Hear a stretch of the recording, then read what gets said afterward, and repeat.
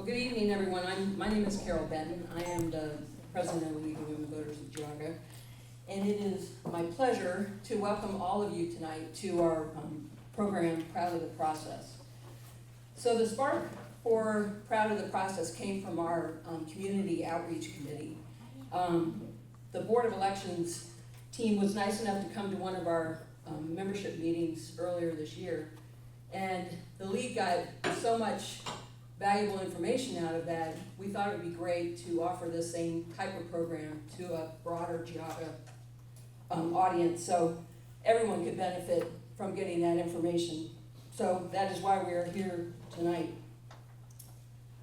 The program is designed to address voters' concerns and restore confidence in our election process. So through the questions posed tonight, we will provide hopefully clear, concise insight into how the Board of Elections runs fair and secure elections cycle after cycle, year after year. Questions will cover the entire election process, from the voter registration starting point to the different methods of voting to ballot counting procedures and the post-election audit. Our participants tonight are from the Board of Elections, Michelle Lane, who is the director, and Nora McGinnis, who is the deputy director. And they're going to introduce themselves in just a minute. From the League of Women Voters, our moderator tonight is Melanie Scanlon.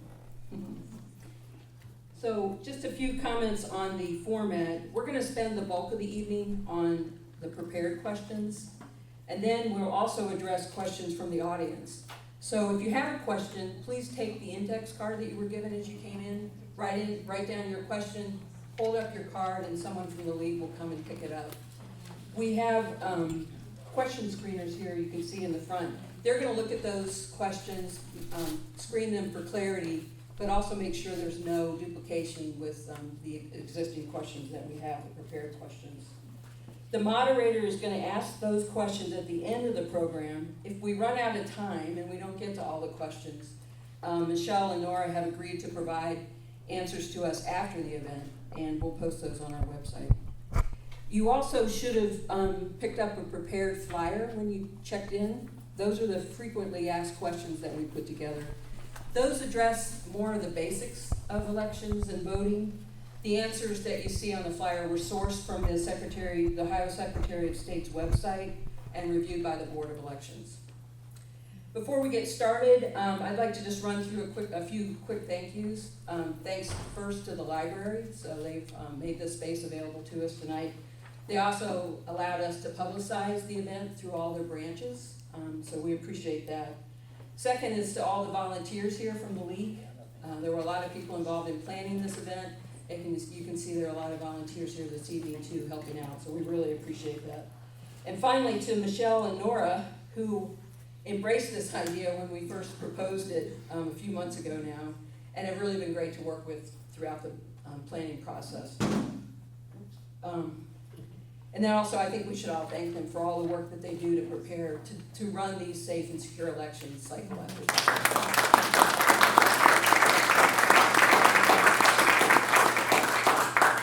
So with that, I think we'll go ahead and get started, and I'll turn it over to you, Melanie. Okay, thanks, Carol. And thank you to our audience. We've got a great audience here at the Library Administration Building, and thank you to those of you who will watch us later with the recording. I am a very passionate voter, so I can't say I'm an expert on the Board of Elections, but I've been voting for as long as I can, and I'm really excited to be with both of you today. We really do want your questions, though, so we have some questions to prime the pump and to get the creative juices flowing, but really we're here to serve you and to make sure your questions are answered so you feel really confident. So as we keep going with the questions, please write down your questions on the index card, leave them so we can get to them at the end of the program. So do you mind, Michelle, sharing an overview? Can you tell us a little bit about yourself and the structure of the Board of Elections? I'd be glad to. My name is Michelle Lane, and I'm the director of the Board of Elections, and our deputy director is Nora McGinnis, seated right to the left of me. We are considered a medium-sized county. We have over 68,000 registered voters. We have 78 precincts and 31 polling locations. The member of county boards of elections are appointed by the Ohio Secretary of State. Each county's Board of Elections has 4 board members, 2 members representing each major political party. Boards of elections carry out state and federal law as instructed by the Secretary of State and by board policies adopted by the board members. Board members serve for staggered terms of 4 years. We have an equal number of Democrats and Republican clerks in our office. And in our part-timer clerical staff that comes in also, we keep a Democrat and a Republican, we pair them up, so we always have an equal number. It's really good to know. I didn't realize at the beginning that there is a really good checks and balance with Yes, there Democrat is. and a Republican Yes, there is. in most of your tasks, most of the work that you do behind the scenes. Okay. Mhm. Can you share how you got into your position? I was. Dragged in. Dragged in. Dragged would be a better word, yes, that would be a good word. But you were appointed by, I have worked at the Board of Elections for around 20 years, so I had a lot of background there, okay. so. Nora, do you mind sharing a little about your background? No, not at all. I started there not as long ago, about 6 years ago, and I was the absentee supervisor. I started part-time, seasonal help, working out during the elections, and an opening came available, and started with absentee, which is the busiest time of year around the elections. And when Michelle moved up into the director position from deputy, then I stepped into the deputy position, so. Awesome, thanks. So we're talking about free and fair elections. So can you share, how does your staffing structure contribute to free and fair elections? I think that the partisanship of the Democrat and Republican, the oversight there, is the most important thing. And that we have two Democratic board members and 2 Republican board members, and our board works very well together. We're very pleased with our board. Yeah, exactly. We all, well together, we leave politics at the door. Yes. We, don't talk politics when we're there. We just, it's too much work to talk. Yeah, Honestly. Right. And we actually ask part-timers to quietly work because they're checking applications, checking ballots, and too much noise, just, you just start getting more involved in listening to someone instead of working, so we actually request them to just, work quietly and get through their work. So let's talk a little bit about voter registration. So when we hear sometimes, there's all these people voting who aren't eligible. Like, how do we know the people who are voting are the right people to be voting? So can you walk us through, when a voter registration form is completed, how do you verify or check for eligibility? Well, on your frequently asked questions, number 1, you have all the criteria to be able to register in the state of Ohio. There are several forms. There's a state form, a national mail voter registration form, which is a federal form. There's an FPCA, which is for citizens and residents overseas or our military. And then there's a FWAB that, it's a federal write-in absentee ballot that can also be used as a voter registration form. We take the voter registration forms at face value at first, and if the box number 1 is checked, that they're a citizen of the United States, and that they'll be, and the box 2 is, will they be 18 by the next general election, then we process that registration form as long as it has the criteria that it needs to have on it. Now, there are checks and balances that will follow that registration form, and then there's processes if it does get flagged in any one of the areas. The identification requirements are, you have to have a current Ohio driver's license or a state ID, or you must provide that if you have it, or if you don't have that, you can use the last 4 digits of your social security number, or you have neither, you can write none, okay? And then we get this question a lot, so I'm just going to read it. People will call and say, I live in an RV, or, I'm staying with my children, or I'm out in Colorado for 9 months. And these are the requirements to register in Ohio at that at the location you want to put on your VR card.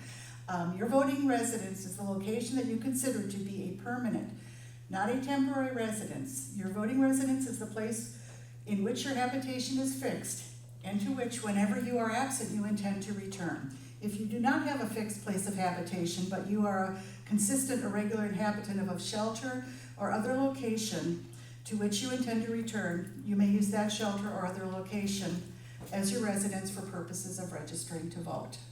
So basically, everyone can register to vote if they have that place they return to, and I'm sure everybody does. So I'm gonna look and see what else we have. So you would need the ID, we would need a signature, the address, the two forms of ID we talked about, or none. And then we process that card, and then we send out an acknowledgement form to the address, and then we can go into that a little later, okay? So how, we also, if you've watched the news or, read the paper, you might hear there's people who are ineligible to vote, non-citizens. So can you talk through what checks and balances are in place to ensure that non-citizens are unable to register, so the right people are registered to Okay. vote who are qualified? Okay. The Ohio Secretary of State conducts an annual review of statewide voter registration, the database, to identify persons who appear not to be United States citizens. This is required by state law, and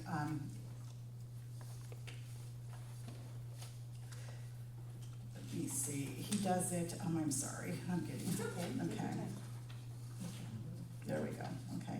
Ohioans overwhelmingly passed an amendment to our state constitution, which makes it clear that only US citizens can vote in our elections, said Secretary of State Frank LaRose.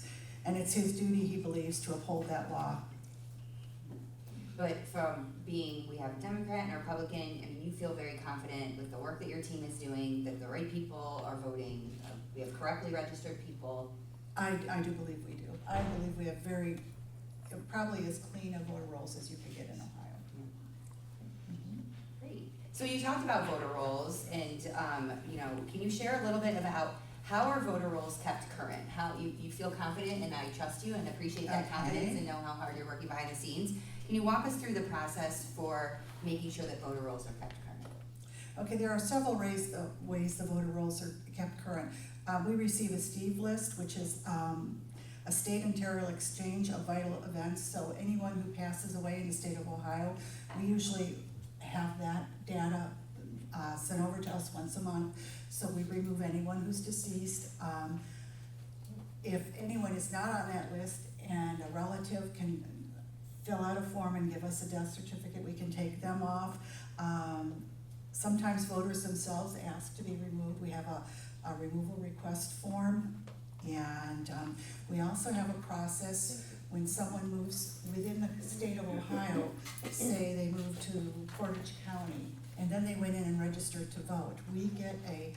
There's a process called the merge, and we'll get data from that county, and we'll compare the data with our voter as long as there's a match. They match all the vital data that would be on the voter registration form.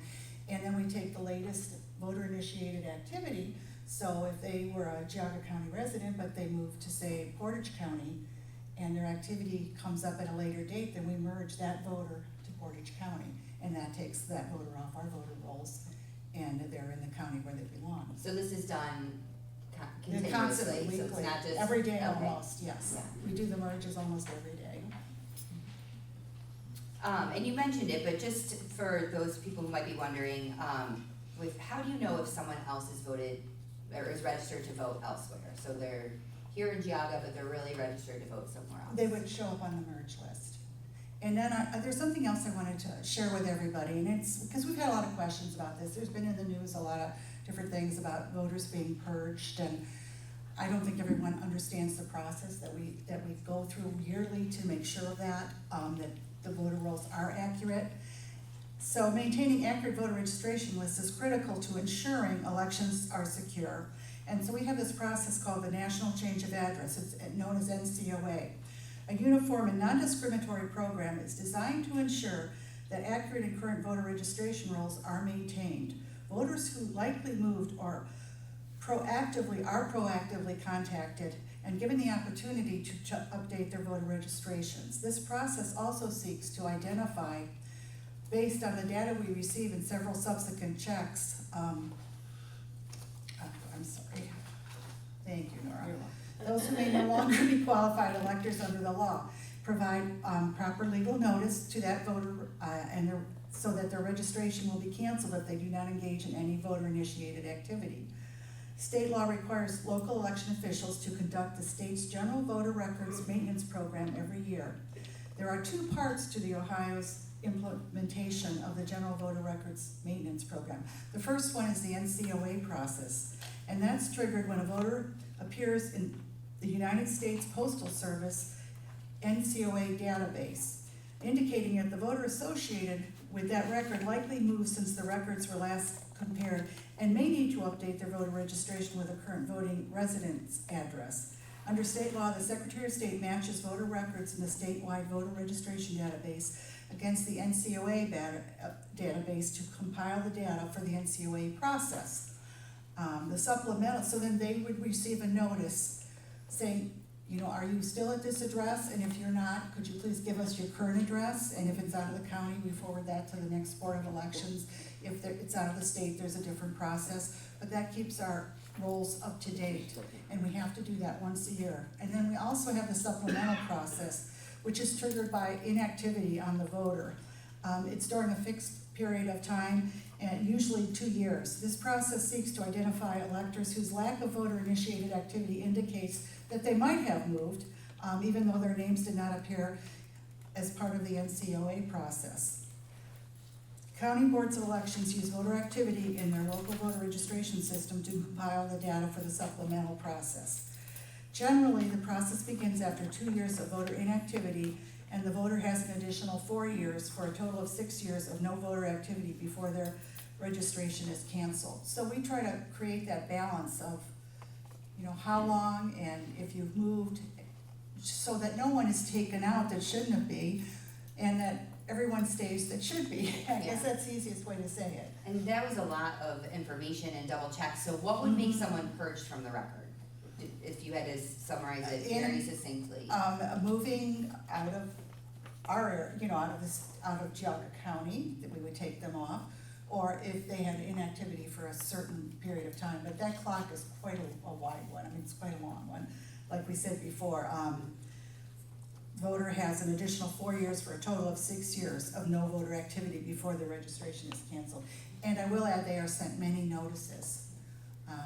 Hey, this process is going to do this, and we'd like you to confirm your registration. For people like me that don't check their mail regularly, it's probably a reminder to go out and check your mailbox and make sure you're paying attention. Okay. Great, thanks. So there's a lot of different ways to vote. I know I am a big go to the polls on election day. It's one of my favorite things to do. I'm in Munson. I love being there. I love seeing the folks that are there. As my children have gotten a little older, I started early voting because I'm always worried they're gonna have an emergency that's gonna take me away. So we can early vote, we can absentee vote, we can vote on election day. So how do we know people are voting multiple times? Okay, well, I will take it. Okay, thank you. For a little while. Okay. Well, we do have multiple checks and balances. As soon as your absentee application is entered, or you vote early in person, it's recorded in our voter registration system. So if you submitted an application and you think you want to go on election day to vote, you would have to vote a provisional ballot, because it will show up that you were sent an absentee ballot. Whether you voted it or not, it flags you as already voted. So you vote the provisional ballot, and those are cross-checked with the voter registration system once the provisional ballots come back to the office. And that way we know if you submitted an application, if you were sent a ballot, if you returned the ballot, we track everything, and your voter ID is updated with the process as it goes along. And you can follow that on our website. You can look yourself up and see at what point your ballot is at, or your application. For your absentee ballot? Mm-hmm. Okay, thank you. So, we are getting into absentee balloting a little bit. So can you talk, there's a couple of questions about absentee voting, and I see some questions coming from the audience, so please keep that up. We appreciate those, and we want to get to those, because it's really important that you get your questions answered. So can you talk about how the Board of Elections evaluates absentee ballot applications, and then can you go a little bit into the process for that returning of the ballot? Yeah, certainly. So all applications, right now they're being delivered by the post office, or people bring them in. Starting next week, we will be doing twice-a-day runs to the post office, because we're getting so many at the postal. The poor woman is carrying bins of applications into our office. So all applications are checked for the required data, your name, date of birth, the address where you're registered, no P.O. boxes, and a form of ID, whether it's your driver's license or last 4 of your social security. We do accept the passport now as well. The last year is when they came out with the new voter ID requirements, so that you'll probably see those posted at polling locations and in our office. And we look for the signature. We bring up the application on our system and try to match the signature. We always say we're not, handwriting experts, but there's usually something you can see that looks like, the signature. So more often than not, we'll lean towards it's an acceptable signature. And we have multiple ones to look at. We have previous applications we can look at for signatures. We have poll pad signatures on our system, their registration cards. If they re-registered or changed their name, we have those on file, so we can go back a number of ways to compare to make sure that signature is correct. And if anything is missing or incorrect, then the voter gets a letter explaining the error and a new blank application, because we need a complete, good application to process it and send you a ballot. So you can't just send back the little fix. If your signature was missing, we need a whole new application, not just your signature. So it's probably good to get it in early, so if you do make a mistake, It you have is. time to get it back. It is, and we're good with the turnaround. Of course, the closer you get to the election, the faster we're required to get those letters out. But it's usually within, a day or two right now. As we get closer, we actually have to try to get them out the same day. So that's why we pick up the mail about 10 in the morning and make another run to the post office to deliver, the letters or ballots at that point. And we did all get an application for an absentee ballot, correct? Everyone in our. Yes, that wasn't from us, so It's hard to know, is this a real thing? Is this Yeah, it is real. The Secretary of State sends them out usually for the general elections, and there are other groups, committees that send them out as well. We can only send one out if you request one from us. So if you call us or send us an email, we'll send you an application, but we cannot just send out a group of, applications to anybody. Okay, that's good. So if we vote by mail, if I absentee vote by mail, how can I know that my vote was actually counted? Again, once we get the ballots returned, we have to keep them separate by if they're returned by mail, if the person walks in and hands it to you, if it came from the drop box. All these are tracked by the Secretary of State. So every ballot that comes in has separate locations within our ballot room as to how it was returned.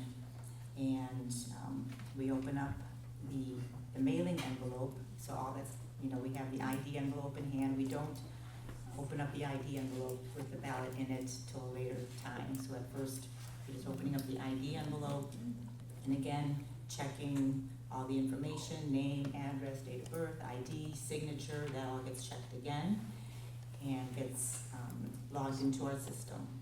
And then that shows that your ballot was received. So again, if you go online on our website, it'll show that The your ballot was Board of received. Elections Yes. website? Okay. That'll show that it was received. And in those, we get hundreds and hundreds and hundreds a day. Once those are put in, we actually put them into precinct sequence, and then alphabetical within precinct by day. It's a very, slow process, but that way if we need to find one or look for one, we know exactly, where it's at. And so the bipartisan team actually compares the data. So we have two people sitting at a computer, a D and an R, and they check the data and the signature on the ID envelope. If everything matches, the ballot gets logged in as I mentioned. The ID envelopes are not opened. There are still multiple checks and balances prior to the ballot being counted. If required information is incorrect or missing, there's another form that we will send you, an 11S form with a return envelope, and it states what was missing. And at that point, you just have to send what was missing.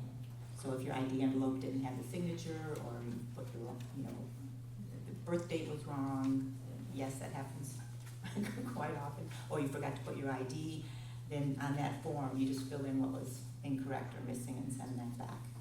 And then we change it from problem ballot to accepted ballot.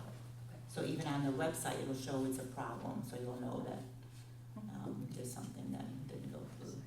Do you know in the past roughly how many people in Geauga vote by absentee ballot? Do you have any? We looked at percentages, roughly a quarter of the people. Oh, You wow. know, we showed about the last two elections, the primary and last general election was about 26% was early voting, yeah. Okay. You mentioned the Dropbox, and I just want to reference our FAQ. The process for who can use the Dropbox, the use of the Dropbox has changed recently. So we encourage anyone who wants to explore that to go directly to the Ohio Secretary of State's website or to call for that information, because that process has changed and it's a little bit fluid. Am I correct in saying that the information Yes. is coming out? Yes, it is. Go directly to the source so you know who is eligible to drop that off. Okay. So you mentioned provisional ballots, and this, to be quite honest, is something I've never quite understood. So maybe you can walk me through this. What are provisional ballots and when are they used in elections? This is always a big question for It's like you one know, more voters, thing. poll workers, just, it's simpler than I think people make it out to be, and people say that, oh, you know, it's provisional, it's not gonna be counted, which is totally false. The provisional ballot is used to record a vote if a voter's eligibility is in question and the voter would otherwise not be permitted to vote at his or her polling place. So the provisional ballot, you get the same exact ballot as you would if you put it through the DS-200 or came in to vote. It's just that it's put in a separate envelope. You've probably seen the yellow provisional envelope. And that is filled out, that's your affirmation with your name, address, ID, and your signature saying that, you know, this is your ballot, you're affirming that this is the place that you live, this is your ID, and when that comes back to the Board of Elections on election night, is we separate those and they get looked at individually. And that is actually then, if you came from another county or moved within the county, the provisional affirmation is actually your registration. So we will add you to the system with the new address or from the other county, or if you changed your name and didn't have it documented. So that is used as a registration. So the provisional ballot is strictly ones that are not in the unofficial count. When you see the numbers on election night, then the provisional ballots are not in there because we have to go through each and every provisional ballot, which you know yourself. You say how many the one year you've. Oh, we had well over 1,000 one year. Yeah, we've had 1,200, and we look at each and every one. We have to look at the statewide database as well as our system to see what county were they registered in. If they're registered elsewhere, we scan the envelope, the ballot's still inside, we don't open those. And send it to that county. They check to make sure, oh yeah, they are registered here, and they did not vote. Because at that point, from election night, when the thumb drives get, loaded up to the system, all the counties do that, it'll show in your record that you voted. So it'll show that that person did or didn't vote. So we check, there's multiple for the next week or so. We don't even have a week anymore. Right, We I have do want to add 4 something to days. what Nora's Yeah, telling go us. ahead. Is I mentioned the voter registration forms, we take them at face value. Once we have that form in, it's run, the data on it is checked against the Ohio BMV database, which is the Bureau of Motor Vehicles, and the U.S. Social Security Administration. So if anything does not match, we get flagged for that, and then the voter gets a letter saying, hey, this might be wrong, can you update this? If they don't update it, or say it comes back because it's undeliverable, those voters get flagged, and they may have to vote a provisional ballot, and that ensures that our voter registration rolls are correct too, because then that provisional verifies the information, that they gave us, or it doesn't verify the information. but it's a double check on the voter registration if they have to vote a provisional. Right. So it's that counting of the provisional ballots, like when I go to sleep at night and I like wanna know the results of the election, but I don't quite know yet, it's Mhm. because we're still counting the Right, provisional ballots. Right, because that will come out at the official canvas, and anything coming in the following 4 days, because absentee ballots will be in the mail, and, you know, we all worry about the post office. But as long as it's postmarked the day before the election and gets to us by the 4th day after the election, your absentee ballot will count. Okay. So those 4-day absentees and the provisionals are included in the official count, which is done weeks later. Yeah, I always feel bad for those people that are in those nail biter elections, and Right, just right, waiting for yeah. all those When you last have, minute. you know, races that are just, you know, a few apart, and you have, 1,200 provisional, it can flip, Yeah. either way, Okay. So this is something I see all the time, voting equipment. Is it safe? How are we checking to see this? Is voting equipment run by people elsewhere? So can you share a little bit, how are you ensuring, to us voters out here in Geauga County, that our voting machines are working correctly? Well, we use a process called L&A, which is called logic and accuracy testing. And what we do is each boards of election is, they must conduct a test of the automatic tabulating equipment used in the county to ascertain that it will accurately count the votes for the offices and all the questions and issues. So we create, through our vendor, several sets of ballots. We call them test decks.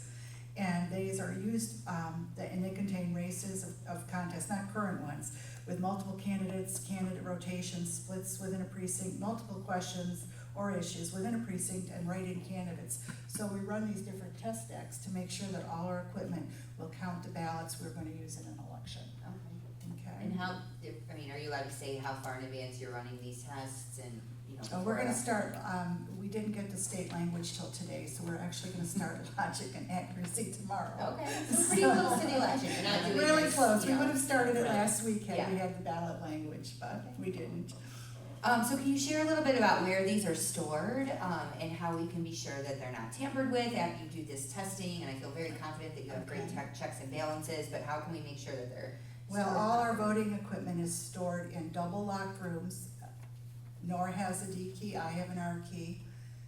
Our full-time staff, whether they're a D or an R, has a key, and no one can enter those rooms unless there's a D with, like, I can't open any room without Nora.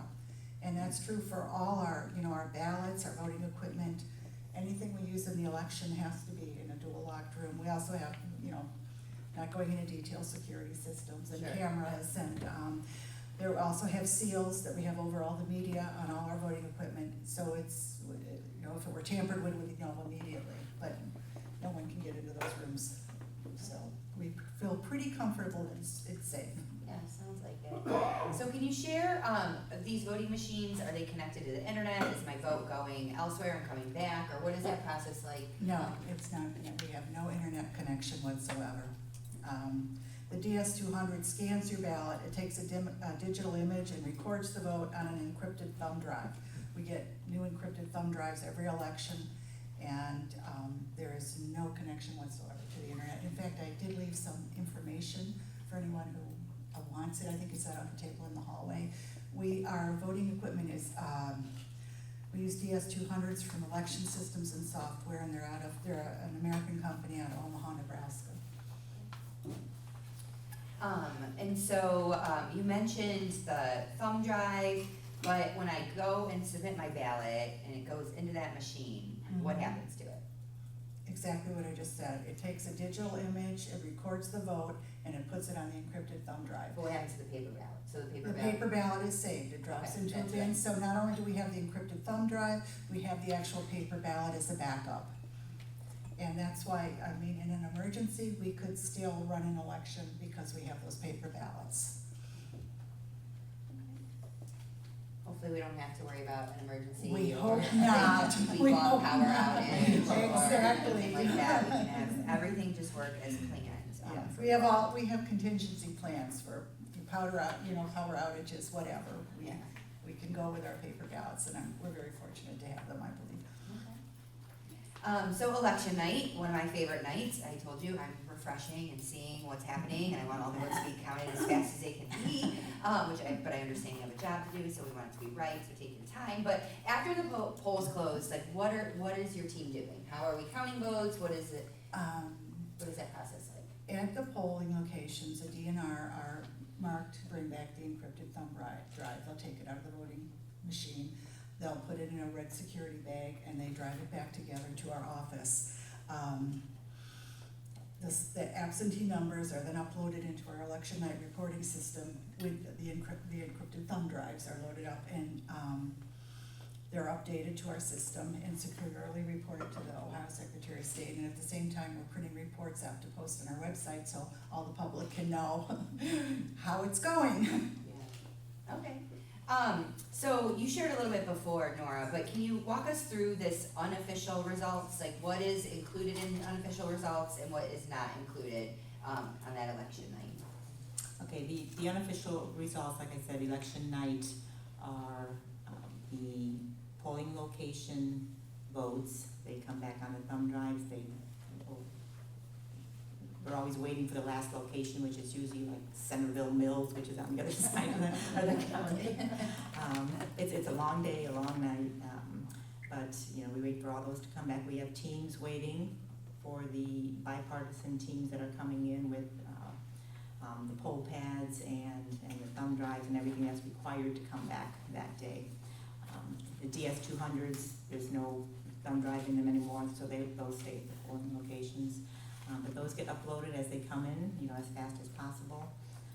The absentee numbers are already being loaded in because we have those beforehand, So before once the the thumb polls drives. close, that's when the absentee ballots get loaded in?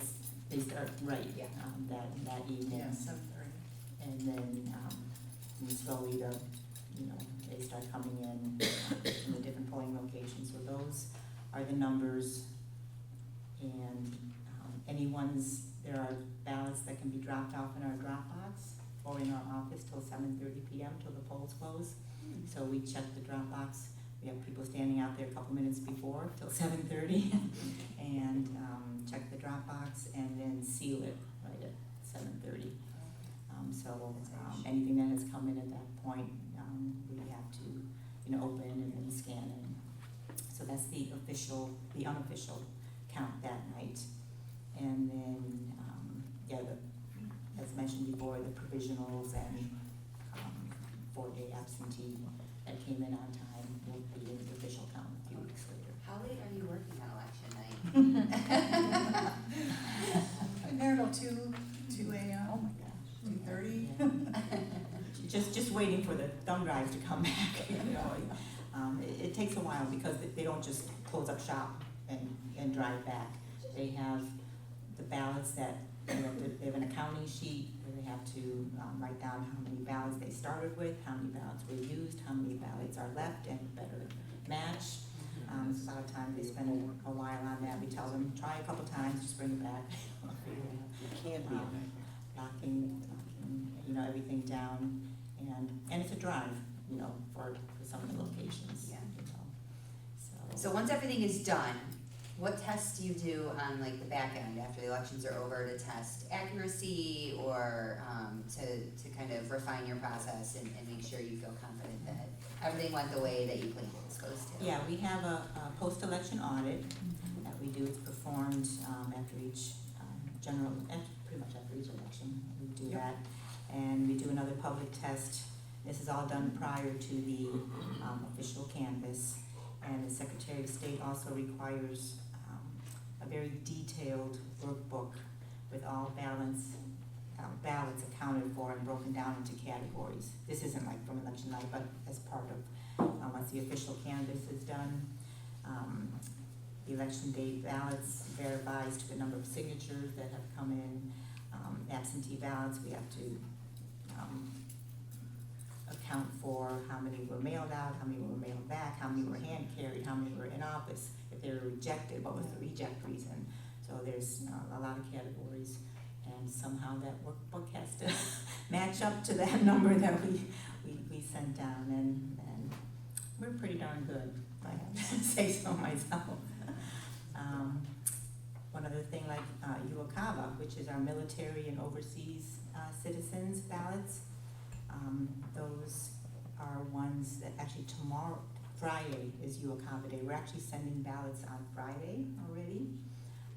The military personnel and civilians that are overseas get extra time because they're getting ballots, mailed or emailed. They're allowed to have their ballots emailed to them, the blank ballot, but they can't email back a ballot, so they have to print it out themselves and then fill it out. They have an ID envelope, they send it back like you would a mailed absentee.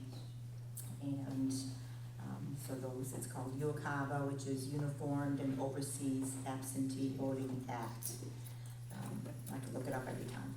So, and those two are categorized in our workbook for how many were mailed, emailed, how many were returned, how were they returned. So it's a process. And provisionals, we divide those into, was it an in-county move, did they come from out of county, were they not registered at all in Ohio? By the end, you'd be surprised how precise it does. So I see we're getting questions in from the audience, which is really exciting. So I'll just leave this with one more question to both of you.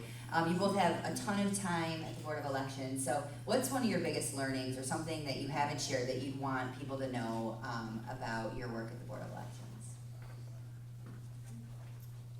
I think the biggest thing I've learned over the years is just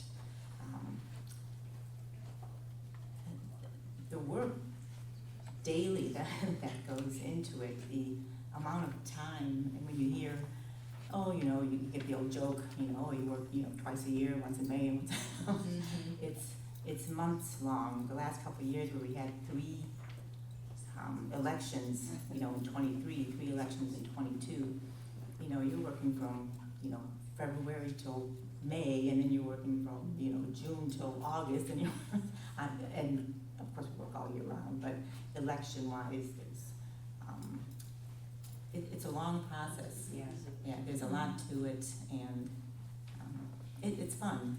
It's just to see how it's done and how our board, we have 6 full-time people, and it's great together. We work well together, and it's good. I will elaborate a little more on what Nora just said. There's no downtime anymore. I mean, years ago, there used to be a little bit of downtime in the summer. You could catch up on your filing and different things, dust your desk off. That's gone. There's no time to do any of that anymore.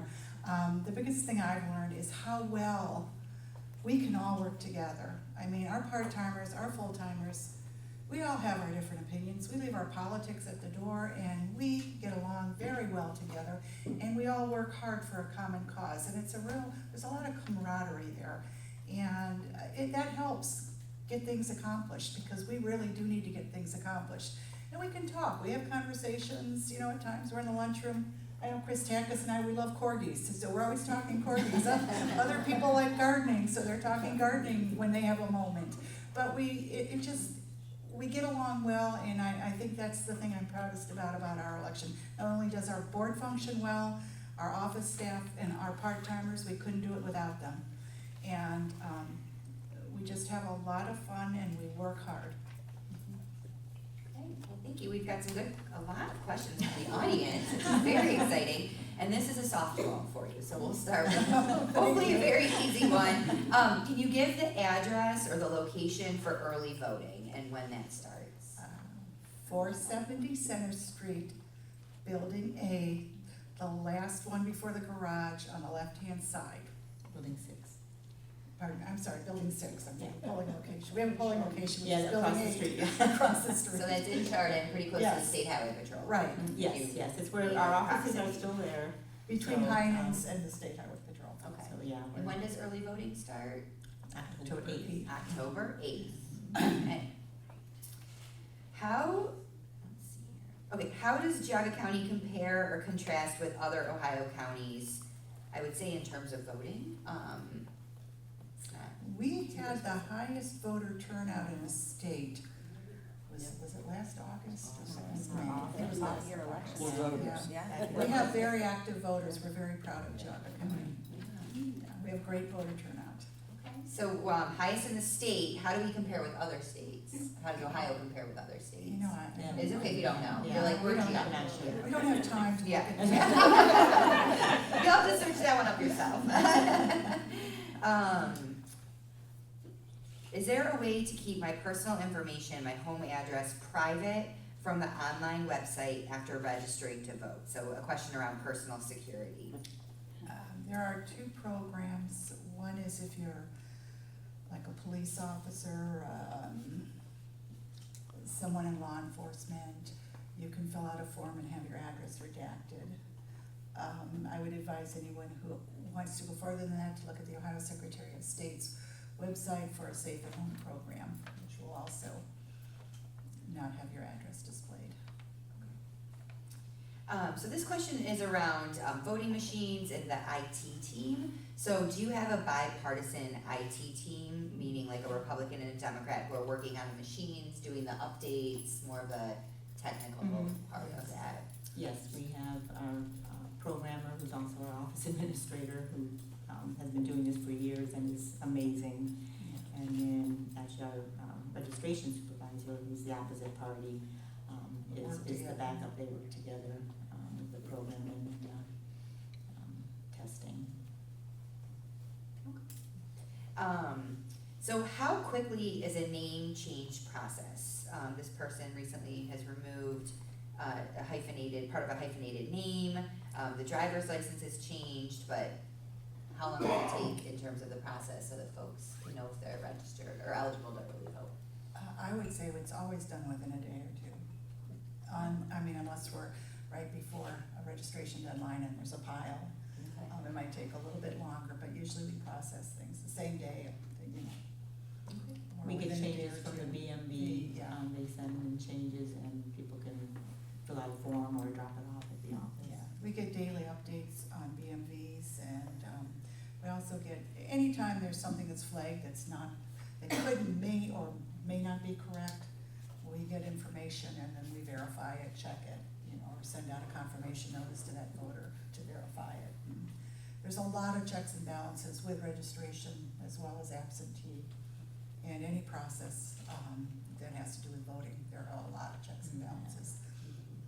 Okay. You mentioned auditing ballots and machines. So do you have any idea of how many ballots are actually audited? Is it all ballots? Is it 5%?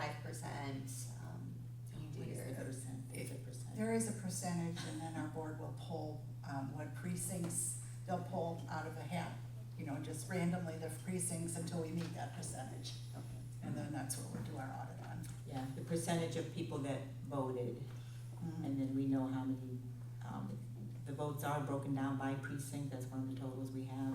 So then if you need, say, 2,400 ballots, then they might pull one precinct, this precinct only has 300. So we keep pulling precincts till you get past the 2,400. And then you have to locate those ballots. We keep them separated when they come back. Election night, they're all separated by the polling location and precinct.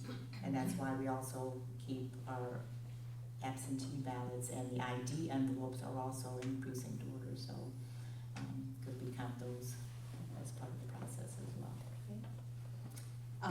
Michelle, you mentioned about moving around, so this question from the audience is specific to that. So a person who wants to register to vote but might move from friend to friend's house with no permanent street address, but they have a post office box, a Geauga post office box, can this person still register to vote? No. No. Not with a post office box. You have to have that location that you intend to return to. So could it be the friend's house that they're staying Yeah, at? if they're staying with a friend and that's where they intend to come back and lay their head at night, then that would be the address they would wanna use.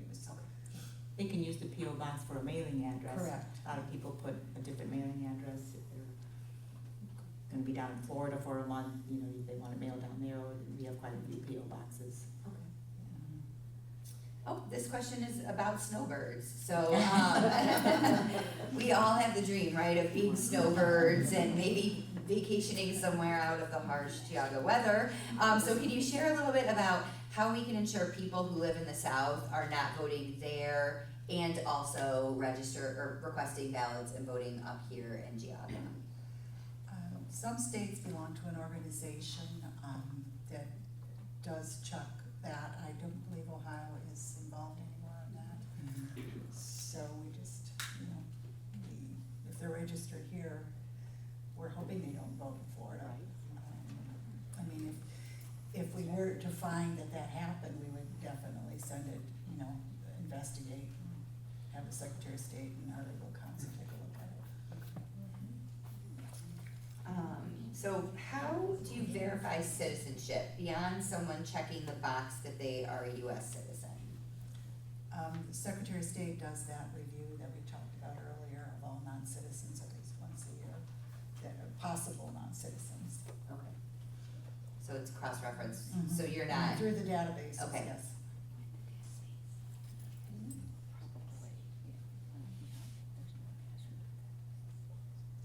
this is a very specific question. So, I got it from the screening table, so I'm reading it. We've heard recently that experts have testified in Columbus about a flaw in the Dominion software called Modulus 8. Can you share if you think this is a serious issue or any information you can share around this software? I don't know anything about Dominion. I know some counties use it and they're very happy with it, but I don't know anything about the testimony they gave. Okay.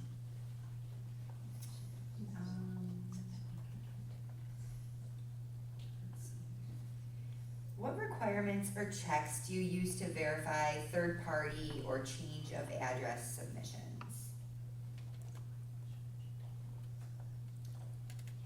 Well, they get the acknowledgement, like if somebody changed their, Their name, anytime they do anything on a voter registration form, they receive an acknowledgement. So if they change their name, that would go out under the new name and whatever address they have. And if it comes back, like I said, it's one of those checks on voter registration, we would research, make sure the address was correctly put in. And if it comes back and not deliverable, then we would flag that voter. And they might have to vote provisional if they don't update anything before an election. Okay. This is about the 2020 presidential election. So, in Geauga County, in the 2020 presidential election, how many provisional ballots were deemed ineligible or inadmissible, if you know that number? we'd have to Remember go that, back. and I think we have to log. Yeah, we don't know off the top of our head, but we do have We have the numbers. the worksheets and workbooks to look back at, so that's something we can. Okay, We can yeah, do any that. question, that they need to do some research on, we'll put on the league, Okay. website, so we'll address this one on the league website. Okay. We don't expect you to know every number, I mean, you're giving us a lot of That's an information, but election it's we not can- tattooed on your arm or anything like that, okay? We were very busy then. Yeah, that's, and it was 4 years ago, I can't remember what I ate for breakfast this morning. Okay, what does official canvass mean? That's just the official numbers, like the unofficial count on election night. Plus the provisionals. Yeah, the official is, the total number after everything has come in, after everything's been counted. It's the official count. Oh, this is a great one. So talking about the Board of Elections, we have some people in the audience who seem interested in possibly exploring board service. So how does somebody get on the board? Are they elected? Are they appointed? And with 4 people, what do you do if you need someone to break a tie or some sort of decision? If there's a need. I believe, the parties appoint to the Board of Elections, that's their duty. So the Democratic Party would appoint their 2 board members, and the Republican Party would appoint their 2. If there is a tie, I believe, if there's a impasse tie, then I believe it goes to the Secretary of State. Do you know, is that done on an annual basis, the parties? Well, they run for 2 4 year, years. 4 years, every and 2 then- years, and it's staggered, yeah. Right, and then, yeah, so in 2 years, it'll be 2 of the board members Okay. and another 2 years. So it sounds like you need to be involved with your party, or Yeah. start there. Yes, you Yeah, Start start there, there. okay. Yeah. how is software on the voting machines updated? And what operating system do they use? Well, the operating system, I'm not sure. It gets updated, We did get those ISO updates, yeah. yeah, we have, technicians from the vendor, that assist, and then, our, programmer, from our office does a lot of the updates himself and gets double checked by the vendor. We work very closely with our vendors on our election equipment. And those thumb drives you talked about, you mentioned it, but a little bit briefly, so can you clarify what security happens with those thumb drives when they're being transported between different locations? When we transport them between different locations, it's always with a bipartisan team. And they're in a zipped locked, Security. case, with a tag on it, so everything has, the tag has a number, they write down the number and who the bipartisan team is that's bringing it back, so we don't know all that ahead of time as to who are the two people that will be bringing it. You back. don't know, or We you do do know, know? Okay, yeah. so you know who's, Yes. okay, good to know. Okay, I'm gonna do my best with this question. It's a little bit hard to read, that's why I put it to the back, but I'm gonna try. So how are things tallied or sent in for the total Ohio count? It's the voting count, so maybe for Ohio races or for, For the Ohio count, well, each county sends down their results. And so then the Secretary of State posts the district results, the county results, the whole, you can go on the Ohio Secretary of State's website and probably by the next morning they have everything posted. By county for county races and Mhm. the statewide, each county sends the results and tag that. okay, so you email them or how do you get them to the state? The election night reporting system, Okay, yeah, which is a secured system, it's hard to explain, but it's. Yeah, it's It's a connection between, between- our county and the state. It's a, state computer that needs special credentials to log into. okay. And So that gets you're not tested just as well. Googling with your Oh, Gmail? no, that would No. never happen, that would never, ever Ever happen. happen, okay. You can always look at our website too, we're pretty good at getting our results up quickly. You do, I'm not gonna lie, I'm refreshing all the time, like, oh, that was so bad. We answered them all, you did it. So, I know I have a ton of respect for the work you do, you have a really tough job, we want people to be able to vote, right? This is Right. our, we want That's- eligible people to vote, and you work very hard to ensure that, and we wanna make sure our elections are fair and safe. And so you answered a lot of questions that were top of my mind, you answered amazing questions from the audience, a whole big stack. We just thank you so much for your time and for being here. I think you'll stick around for a couple minutes if there's anything anyone needs to ask. And these couple of questions that were specific, we'll get the answer to There's for you. the secondary, I don't know if you have time for those or you I wanna think do we're it. out. Yeah, Okay, we're good. just a one quick comment. First of all, thanks to Michelle and Nora and Melanie.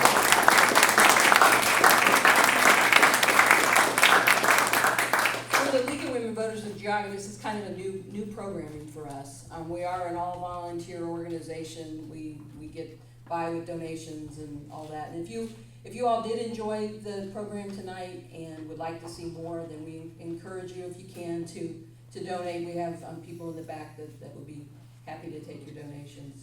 But we mainly appreciate your coming and your questions and all that. So thank you all very much. Well, thank you for having us. Thank you, Carol and Melanie and Thank you everyone guys. else. Yeah.